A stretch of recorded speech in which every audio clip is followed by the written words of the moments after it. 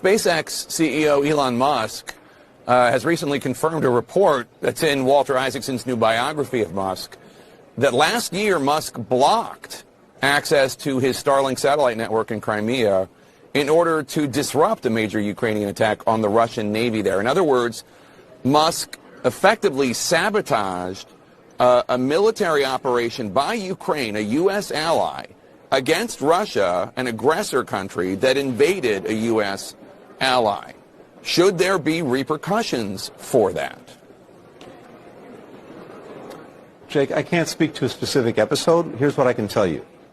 Starlink has been a vital tool for the Ukrainians to be able to communicate with each other, and particularly for the military to communicate in their effort to defend all of Ukraine's territory. It remains so, and I would expect it to continue to be critical to their efforts. So what we would hope and expect is that that technology will remain fully available to the Ukrainians. It is vital to what they're doing. I don't know that you can't speak to it. You won't speak to it.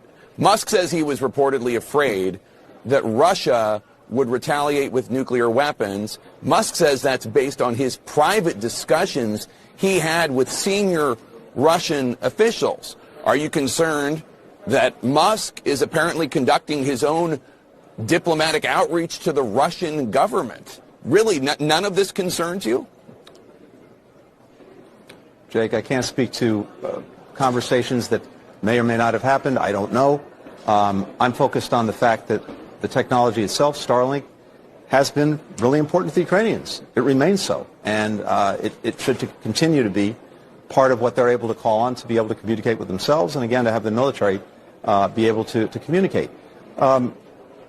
Throughout this Russian aggression, we ourselves have always had to factor in what Russia may do in response to any given thing that we or others do or the Ukrainians do, and we have. But what's so critical now is that Ukraine has had real success over the past year. I was just in Ukraine, as you know. The last time I was there was almost exactly a year ago. In that year, from the last time I was there till this week, the Ukrainians have retaken more than 50% of the territory seized by Russia since February of 2022. They're now engaged in a critical counteroffensive. And we're doing everything we can to maximize our support for them, along with many other countries, so that they can be successful.